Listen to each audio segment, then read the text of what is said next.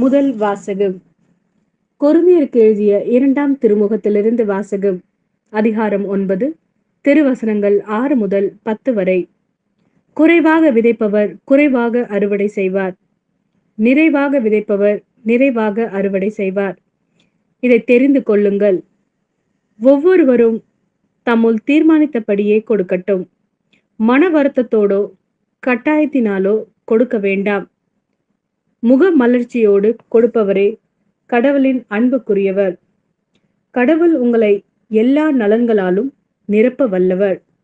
எந்த சூழ்நிலையிலும் எப்போதும் தேவையானதெல்லாம் உங்களுக்கு தருவார். அனைத்து நற்செயல்களையும் செய்வதற்கு தேவையானதெல்லாம் உங்களுக்கு மிகுதியாகவே தருவார். ஒருவர் ஏழைக்கு வாரி வாரி வழங்கும் போது அவரது நீதி என்றென்றும் நிலைத்திருக்கும் என்று மறைநூலில் எழுதியுள்ளதல்லவா? விதைப்பவருக்கு விதையையும் உண்பதற்கு உணவையும் வழங்குபவர் விதைப்பதற்கு வேண்டிய விதைகளை வழங்கி அவை முளைத்து வளர செய்து அறச்செயல்களாகிய விளைச்சலை மிகுதியாக தருவார். இது ஆண்டவரின் அருள்வாக்கு. இறைவா, உமக்கு நன்றி. யோவான் எழுதிய நற்செய்தி. அதிகாரம் 12, திருவசனங்கள் 24 முதல் 26 வரை.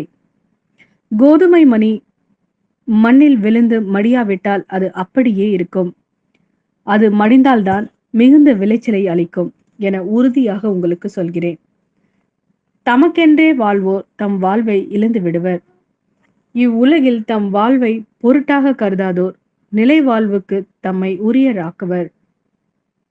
எனக்கு தொண்டு செய்வோர் என்னை பின்பற்றட்டும்.